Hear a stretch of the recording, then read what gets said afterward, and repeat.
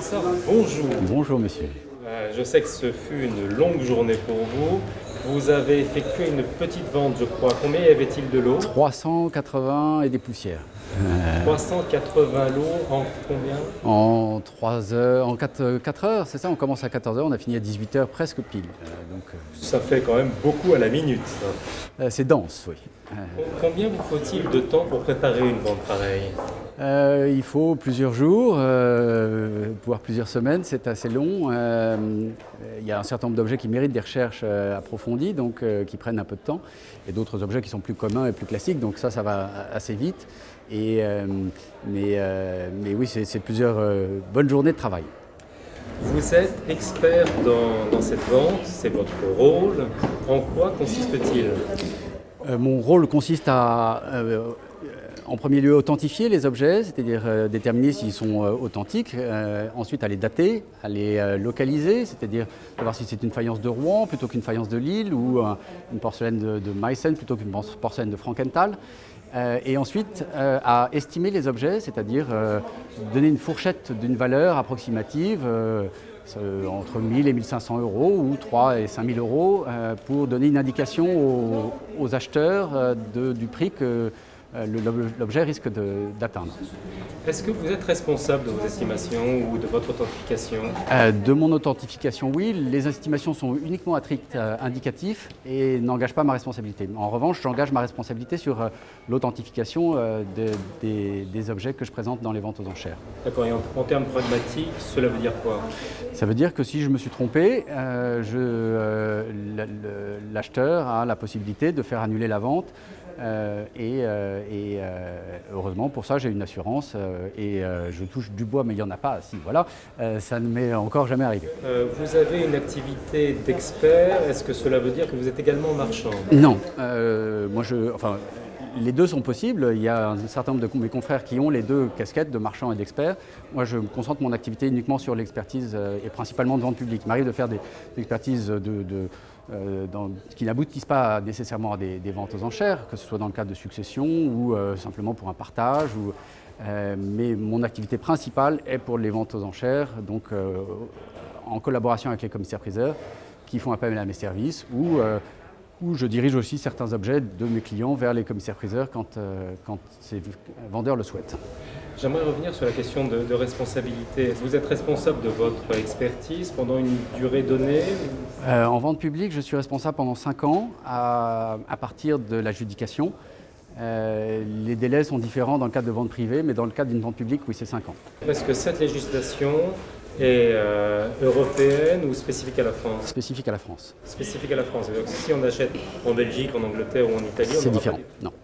Non, c'est une des spécificités du marché français qui est très protecteur des consommateurs et c'est une très bonne chose.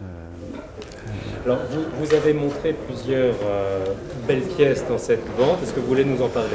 Oui, on a eu quelques bons résultats. On avait une très bonne sélection à la fois de faïences et de porcelaine française, et pas uniquement française. On a quelques porcelaines allemandes, avec notamment ces deux plats en porcelaine de Meissen qui sont vers 1728, 1730, inspirés par la porcelaine japonaise du début du XVIIIe siècle, ce qu'on appelle les décors kakemon, parce que c'est une famille de potiers japonais, les kakemon, qui ont inventé ce type de décor, qui sont diffusés en Europe au début du XVIIIe siècle et qui ont beaucoup de succès.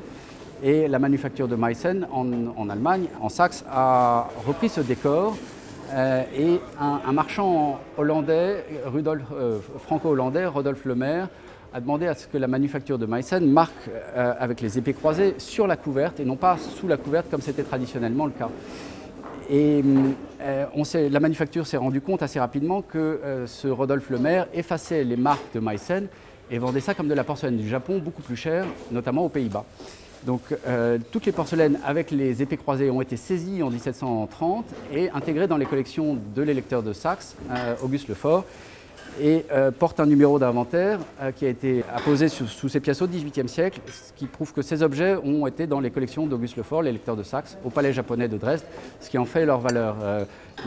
On a vendu chacun de ces plats 10 000 euros.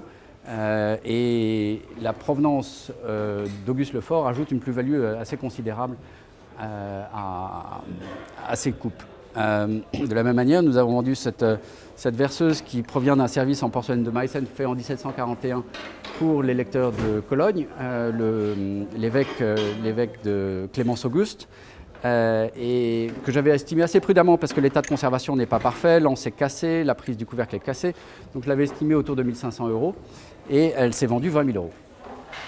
Donc là aussi, la provenance historique ajoute une plus-value considérable.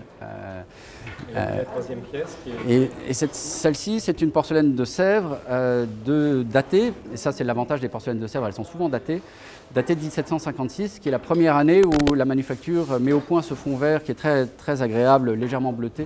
Et c'est une imitation de ruban qu'on trouve sur les soieries, notamment au XVIIIe, que nous avons vendu un peu plus de 4 000 €, 4 400 € je crois. Donc c'est un bon résultat pour cette porcelaine. Qu'est-ce que la chambre représente pour vous? Un échange avec des confrères, que ce soit dans ma spécialité ou dans d'autres spécialités, qui est vraiment fondamental parce que je ne peux pas tout connaître, même dans mon domaine. Je suis très généraliste dans la céramique, c'est-à-dire que je couvre de la Renaissance jusqu'à la fin du XIXe siècle, toute l'Europe, sur à la fois la faïence, la porcelaine. Accessoirement, il m'arrive de faire des expertises de porcelaine du Japon et de Chine. Donc, avoir des échanges avec certains de mes confrères qui peuvent être très spécialisés dans certains domaines. Je pense notamment à Jacques Bastian sur la faïence de Strasbourg, qui est jamais avare de ses connaissances. Ou Bernard Dragesco, qui est aussi membre de notre chambre, qui est lui aussi très généreux de son savoir. C'est des échanges qui sont vraiment fondamentaux pour un expert comme moi. De la même manière que j'essaye aussi d'être le plus généreux avec des confrères qui m'interrogent. Une dernière question pour le néophyte que je suis. Vous organisez combien de ventes par an? C'est une bonne question. Alors j'organise des ventes exclusivement de céramique ancienne, comme celle que nous avions aujourd'hui, avec du numéro 1 au dernier numéro que de la céramique. Il m'arrive assez fréquemment d'intervenir dans des ventes aux enchères qui sont des ventes de mobilier objets d'art, où nous aurons entre 5 et 50 lots de céramique. Je suis aussi expert pour Sotheby's à Paris depuis une quinzaine d'années, qui me font travailler comme consultant. Et donc là aussi, régulièrement, ils ont des céramiques dans leur vente aux enchères et font appel à mes services pour l'expertise.